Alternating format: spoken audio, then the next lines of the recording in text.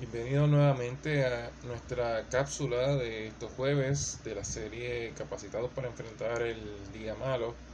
En esta ocasión estaremos hablando precisamente acerca de un taller que dimos a inicios del año basado en el tema o en el enfoque del altar familiar. Titulamos en aquella ocasión ese taller o esa clase marcando huellas determinadas en la vida de nuestra familia. Tomamos como base el capítulo 2 de Primera de Pedro, versos 19 al 25, que dice de la siguiente manera: porque es digno de elogio que por sentido de responsabilidad delante de Dios se soporten las penalidades, aún sufriendo injustamente. Pero ¿cómo pueden ustedes atribuirse mérito alguno si soportan que los maltraten por hacer el mal? En cambio, si sufren por hacer el bien, eso merece elogio delante de Dios. Para esto fueron llamados, porque Cristo sufrió por ustedes, dándole ejemplo para que sigan sus pasos. Cuando trabajamos en aquel momento, hablamos de las pisadas de Jesús. Y quiero reflexionar y traer esto a la consideración de ustedes para que meditemos cuando se nos dice que hemos sido llamados y que tenemos a Jesús como ejemplo, que la vida del Señor ha sido ejemplo para que sigamos sus pasos. Y esto establece una realidad de un reto para nosotros en el tiempo que estamos viviendo. Nos presenta el reto de vivir una vida a la altura de Jesús. No menos de eso. Se nos dice en la palabra que para esto hemos sido llamados, para seguir el ejemplo de Jesús, porque Él ha dejado unas pisadas a seguir, Él ha dejado unas huellas a seguir. En aquella ocasión hablamos a la iglesia obviamente desde mi perspectiva como pastor, en el personal, no es como que el texto nos diga unas cosas, pero sí hablamos unos ejemplos muy claros de lo que Jesús nos mostró y lo que debemos seguir. Por ejemplo, el texto nos habla, el texto que hablamos continúa y trae unos principios importantes. Él no cometió ningún pecado y eso nos habla de santidad.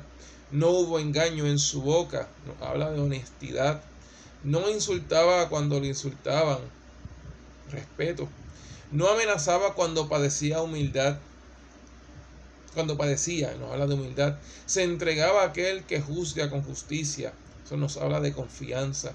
En su cuerpo llevó al madero nuestros pecados, sacrificio. En sus heridas está nuestra sanidad. Así que habla de sanidad.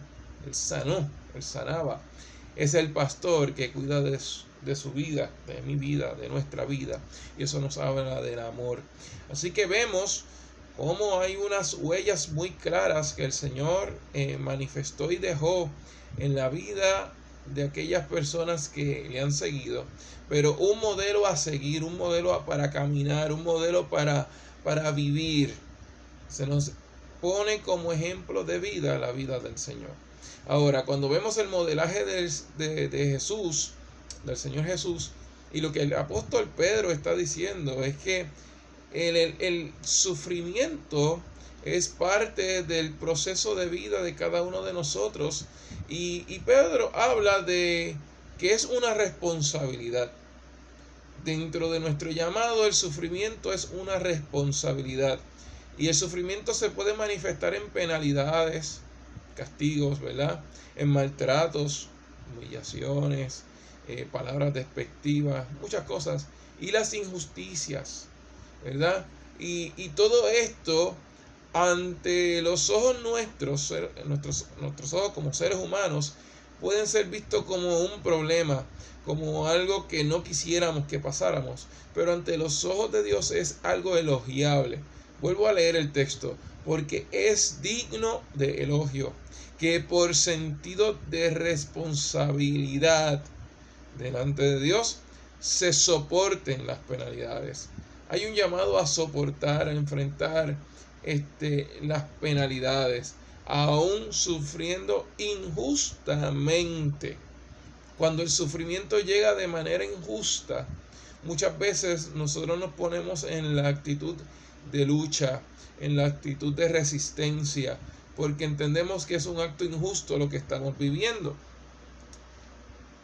Y el apóstol Pedro dice, pero ¿cómo pueden ustedes atribuirse mérito alguno si soportan que los maltraten por hacer el mal? Cuando se hace el mal, lo que consideramos un maltrato procede precisamente en inicio de nuestra maldad. Así que la maldad usualmente genera resultados de mal a nuestra vida. Por eso es que el apóstol dice, ¿cómo pueden ustedes atribuirse mérito alguno si soportan que los maltraten por hacer el mal? En cambio, si sufren por hacer el bien, eso merece elogio delante de Dios. ¿Por qué merece elogio delante de Dios? Porque Dios es el Dios justo. En la vida nos vamos a enfrentar, aún haciendo las cosas correctas, a acciones injustas. En este tiempo lo estamos viviendo. Se nos condena o se nos habla de manera despectiva o de manera injusta por tener unas convicciones que son contrarias a la mentalidad y al río de ideas que fluye a través del sistema del mundo. Y en esa realidad, si nosotros nos detenemos a entender lo que esta palabra trae a nuestra vida, podemos entonces entender por qué ocurren cosas malas a aquellos que hacen el bien. Delante de Dios, estas situaciones, aunque son dolorosas para nosotros por causa del mundo, vamos a recibir el elogio de Dios. Y si usted es de los que se pasa buscando el like en el Facebook, procure buscar el like, la aprobación y el elogio de Dios. Estamos viviendo en unos tiempos donde tenemos que decidir hacia dónde se va a enfocar nuestros esfuerzos, hacia dónde se va a enfocar nuestra atención, hacia dónde se va a buscar la aprobación. Si usted busca la aprobación del mundo, está entrando en una dinámica donde muy probablemente está buscando la desaprobación de Dios. Pero esta palabra trae una palabra de esperanza a nosotros, de celebración y de regocijo, porque cuando no recibo el elogio del mundo, es muy probablemente que voy a recibir el elogio de Dios. Porque el mundo quiere que tú abraces su mentalidad, sus ideas, sus creencias, sus hábitos, sus estilos. Cuando nosotros rechazamos eso y vivimos y abrazamos a Dios y abrazamos su palabra y abrazamos lo que es Jesucristo, todo lo que Jesucristo representa y es un rechazo abierto al mundo, y por lo tanto el mundo no te va a elogiar, pero vas a recibir el elogio del Señor. Así que, ¿cómo desarrollamos todas estas pisadas, estas huellas para marcar a nuestra familia la santidad, la honestidad, el respeto, la humildad, la confianza, el sacrificio, la sanidad, el amor? Son tres cosas importantes en nuestra vida: la Biblia, la oración y la alabanza. Son tres cosas importantes en nuestra vida, y que lo primero que quiero exhortarles respecto a la palabra es lo siguiente: hay que escudriñar la palabra. Nuestra vida de lectura debe ser más allá de simplemente leerla. Cuando hablamos de escudriñar, hablamos de estudiar con diligencia. La Nueva Versión Internacional en Juan 5:39 dice de la siguiente manera: ustedes estudian con diligencia las Escrituras porque piensan que en ellas hallan la vida, y son ellas las que dan testimonio en mi favor. La Reina Valera dice: escudriñad las Escrituras porque a vosotros os parece que en ellas tenéis la vida eterna, y ellas son las que dan testimonio de mí. Ahora, Juan 17:3 dice: Jesús afirmó lo siguiente: y esta es la vida eterna, que te conozcan a ti, el único Dios verdadero, y a Jesucristo, a quien tú has enviado. ¿Para qué leemos la Biblia? ¿Y para qué la escudriñamos? La Biblia, entendemos, es la palabra de Dios. Escudriñamos o estudiamos con diligencia las Escrituras para conocer a Dios, el cual es la fuente de vida eterna. ¿Por qué la leemos? ¿Por qué estudiamos la palabra?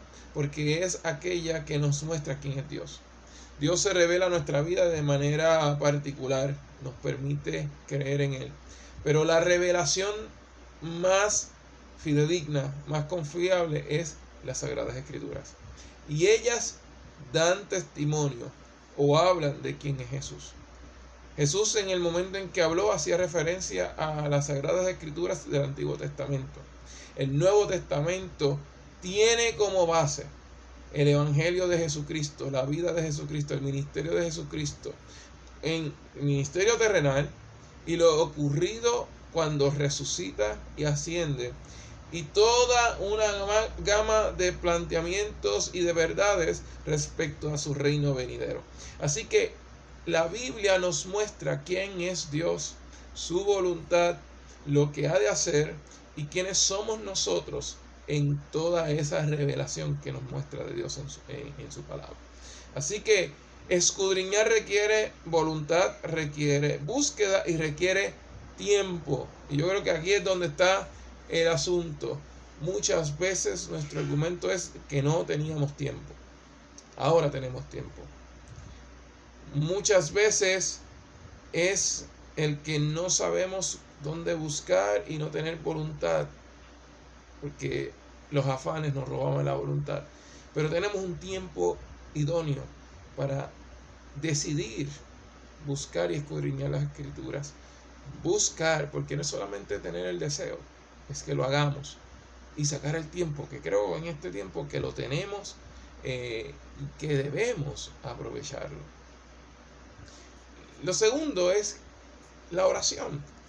Y un día, Lucas 11 nos dice que un día estaba Jesús orando en cierto lugar. Cuando terminó, le dijo a uno de sus discípulos: Señor, enséñanos a orar, así como Juan enseñó a sus discípulos.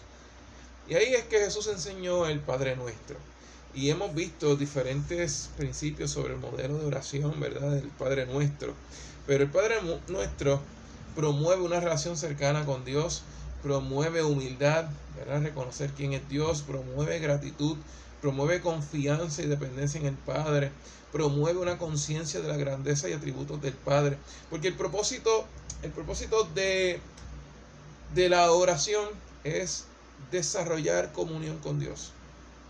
Comunión con Dios es relación, es búsqueda, es compartir, es pasar tiempo, es que se produce una conciencia y una confianza de manera continua. Pero fíjense, ¿qué quiero traer con esto respecto al tema de hoy? Y el próximo punto es la alabanza. Es que estamos llamados a marcar a nuestras familias, dejar huellas en nuestras familias. Y de alguna manera nosotros tenemos que entender que escudriñar las Escrituras no es simplemente para nuestro conocimiento, sino para poderla compartir con los que están a nuestro alrededor, poderla impartir a los que están a nuestro alrededor. De igual manera, en la oración debemos, como parte de nuestro liderazgo espiritual en nuestro hogar, enseñarle a orar a aquellos que están en nuestro hogar que no conocen, a los padres que me están escuchando. Es menester de ustedes, primeramente, aprender a orar si no saben cómo orar, a ir a la palabra y utilizar el modelo del Padre Nuestro para ir desarrollando nuestra vida de oración. No es que hagamos el Padre Nuestro todos los días, es que tomemos los principios que están ahí, el ejemplo que Jesús nos enseñó con ese modelo, para hacerlo nosotros, pero enseñarles a orar a nuestra familia, a los hijos. ¿Cómo orar? Enseñar a nuestra familia a orar es darle las herramientas para relacionarse con el Dios que van conociendo en la palabra a través de un trato directo y personal. Así que la búsqueda de Dios para conocerle nos debe conducir a que confiemos en Él. Una búsqueda que se limita a concentrar en conocimiento, pero no cultiva una relación, jamás experimentará la transformación a la que Dios nos ha llamado. Jamás comprenderá lo que Jesús enseñó en esta oración, cuán cercano está Dios. Ese es el propósito principal de todo esto. Y lo tercero es la alabanza. La alabanza tiene un propósito muy particular.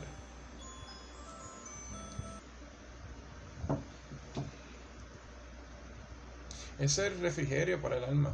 La alabanza es una manera de refrigerio para nosotros, pero también es una disciplina importante en nuestra vida espiritual, donde proclamamos y nos ayuda a traer a la memoria las grandezas de Dios y resaltar y exaltar quién es Él en nuestra vida. Santiago 5:13 dice: ¿Está afligido alguno entre ustedes? Que ore. ¿Está alguno de buen ánimo? Que cante alabanzas. Alabar a Dios está directamente relacionado con nuestro estado de ánimo, pero no se basa en nuestro estado de ánimo. ¿Qué quiere decir esto? Se nos exhorta a que en medio de la tristeza alabemos, pero nuestra alabanza no está limitada o solamente hacerlo cuando haya tristeza. Alabamos al Señor en el gozo, en la tristeza, en la alegría, en la enfermedad, en cualquier tipo de circunstancia estamos llamados a alabar al Señor. Así que, ¿cuáles serían las raíces de nuestra alabanza? Conocer a Dios. Cuán importante es que nuestra alabanza se base en conocer a Dios, se base en la fe en Jesucristo, en conocer el amor de Dios y conocer la voluntad de Dios. Esas son las raíces de nuestra alabanza. Cuando eso está presente en nuestro entendimiento, nuestra alabanza será con entendimiento, será con certeza. Veremos gozo, veremos alegría, veremos paz, plenitud, seguridad. Todo porque conocemos la voluntad de Dios, conocemos el amor de Dios, conocemos a Dios, tenemos la fe en Jesucristo. Así que la alabanza a Dios se hace con entendimiento. Así que para concluir, la palabra de Dios, el estudio de la palabra, la oración y la alabanza debe traer para nosotros una manera de cómo desarrollar nuestra vida para marcar el corazón de aquellos que nos rodean en nuestro hogar. Estamos llamados a dejar huellas en el corazón de nuestros hijos, de nuestros familiares a nuestro alrededor. Cuando entendemos quién es Dios, las circunstancias, dónde estoy, mi humanidad, la enfermedad, el conflicto, la muerte, los errores y fracasos, todas las cosas en las cuales te puedes encontrar tú hoy, que pueden representar el día malo, estas no condicionan quiénes somos ni condicionan nuestra alabanza a Dios. Y estas tres cosas son cosas que nos van a ayudar a desarrollar el altar familiar, a desarrollar que nuestro hogar se convierta en lugar de casa de adoración, que se convierta en el lugar, en un santuario donde se dedique pensamiento, acción, palabra, alabanza a la presencia de Dios. La idea de compartir de estas ideas es para que ahora que estamos en las casas, en nuestros hogares se conviertan en las iglesias, en los templos que solemos ir a visitar para adorar a Dios. Nuestro primer lugar de adoración a Dios debe ser nuestro hogar. Nuestro primer lugar de adoración debe ser nuestro lugar donde habitamos, nuestro hogar. Así que con el modelo de Jesús de la santidad, de la honestidad, del respeto, la humildad, la confianza, sacrificio, sanidad y amor que hablamos ahorita, son cosas que desarrollan nuestro carácter, pero lo podemos desarrollar y modelar a nuestros hijos y familiares. Todo esto ayuda a que fortalezcamos la familia, a que levantemos seres humanos de bien, a que impactemos nuestro entorno, a que transformemos la ciudad. Una vez se acabe todo esto, no es que simplemente seamos transformados, es que seamos, como dice la iglesia, la escritura en Hechos de la iglesia inicial, de la iglesia primitiva, aquellos que trastornan el mundo y que establezcamos el reino de Dios. Pero no podemos hablar de establecer el reino de Dios afuera si el reino de Dios no está establecido adentro. Así que seamos sabios. Pensemos en la parábola que el Señor enseñó sobre aquellos hombres que uno iba a construir su casa. Todos tenían las herramientas, uno construyó su casa sobre la roca y otro sobre la arena. Sobre dónde estamos edificando, sobre dónde estamos construyendo nuestra casa, ahí va a ser la diferencia. Si construimos sobre la roca, construimos sobre un lugar seguro y permanente, que no importa las tempestades que lleguen, permanecerá para siempre. Bendiciones y hasta la próxima.